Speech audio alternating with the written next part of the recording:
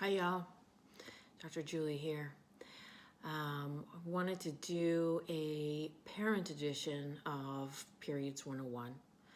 I get a lot of questions in clinic from parents about how do I have this conversation? How do I talk about puberty? I don't really know how to approach this. What do I talk about even? So I wanted to give you a little bit of a primer on how do you approach puberty discussions with your daughter. So I'll give you a general overview, a couple of key points that I think might be helpful or I hope might be helpful to you. And I'll get into some practicalities to get really specific about how you can have these conversations. So I guess my first point is consistency. Consistency in having continuous education about how the body works really will help with knowledge about body positivity and normalizes having conversations about the body. Saving it for one big talk about periods is just a lot of information to give kids at once in a short time and is kind of overwhelming. I think spreading out this sort of important information and consistently chatting about the body will really help your daughters get comfortable and capable of asking questions and really understanding what's happening. So what I've seen work for other parents is creating a consistent, positive space for questions.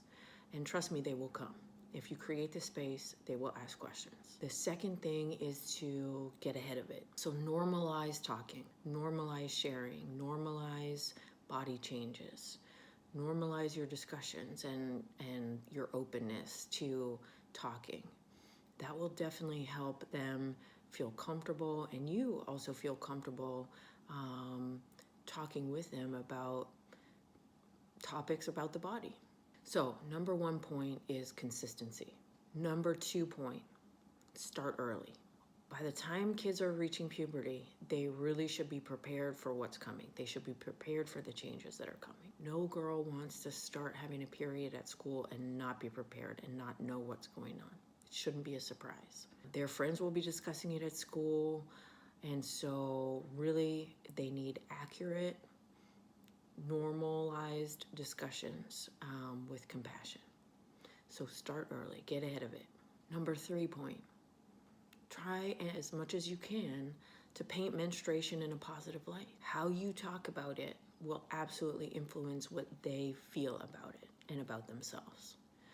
So if you refer to menstrual cycles as a curse, as something horrible, I hated my period, girls will absolutely have this negative impression about their bodies, that it's something to be, it's an experience to be ashamed of, it's an experience to be scared of. And there's, as you guys all know, a lot of stigma and shame and embarrassment that kids are faced with every day. So refer to menstrual cycles and changes in the body as something amazing and beautiful and welcome change.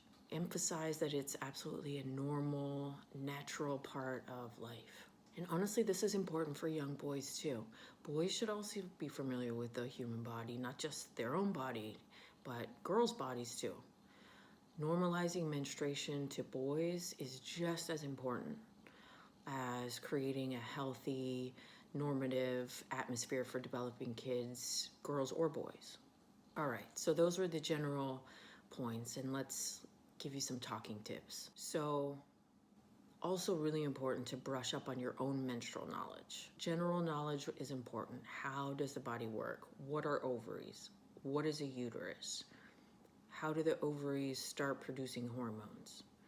What is actually coming out? You know, it's not just blood, it's actually the lining of the uterus. What to expect? What are cramps? Those are all the questions that kids want to ask. So just a general knowledge of puberty and ovaries and uteruses and hormones is really important.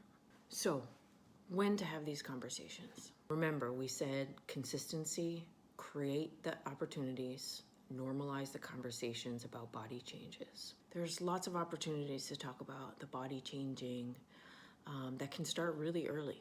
Good times can even start as young as toilet training.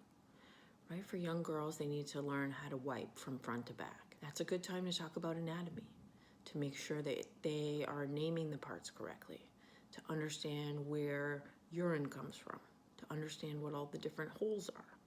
You can start just with the urine, where I pee from and where I poop from. That's a great opportunity. Another one is about swimsuits, right? When girls are starting to wear swimsuits, the other thing that comes up can be pubic hair. It's a great time to talk about hair growth and what does that mean. How about when they need deodorant? That's about a year before breasts start developing. It's a great time to talk about puberty and changes and what they can expect. Now, when girls start needing a training bra or a bra, that, about 2 years before they start having a period. So that's a great time to talk about changes that are upcoming, to open the conversations about puberty and estrogen, making their breasts grow, and estrogen that's gonna help them have a period. When they have acne, it's a great time to talk about puberty. Lots of opportunity for body positivity talks. When you go and buy your own menstrual products, take them down the feminine hygiene aisle. Ask what questions they have. There's lots of opportunities if you look for them. So again, practical tips. Normalize the questions and the talking. And you can build up to these bigger convos. They don't have to happen right away. The beginning steps, again, are just consistency and paving the way. So talking about the positive and negative things that happen in the day, talking about positive and negative things about their friends at school, positive or negative things about their thoughts or about their bodies. Again, encourage body positivity, but more importantly, encourage talking. You could have a Friday night movie night that always starts with a body movie first. There's tons of YouTube videos out there that you can watch, including this one. Single dads. I have a lot of single dads that come and see me in clinic. If you don't have sisters or tias or somebody to help your daughter get comfortable, then it's time for you to get comfortable. It can be uncomfortable at the beginning, but it's just a matter of getting comfortable with the knowledge about the female body and opening those conversations. I have lots of dads that also are comfortable with this and talk. So, time to get comfortable. Learn some of the anatomy. Learn how to talk about pads and what to expect. Use these videos and watch them together. So I hope that's helpful. If there's specific questions or specific things that you'd like me to address, I'm happy to talk about them. Just leave me a comment below. So this was Periods 101 for moms and dads. We'll have some upcoming videos on Breast 101, Hormones 101, and other things so that you can be armed, ready to have these important conversations. Talk to you soon.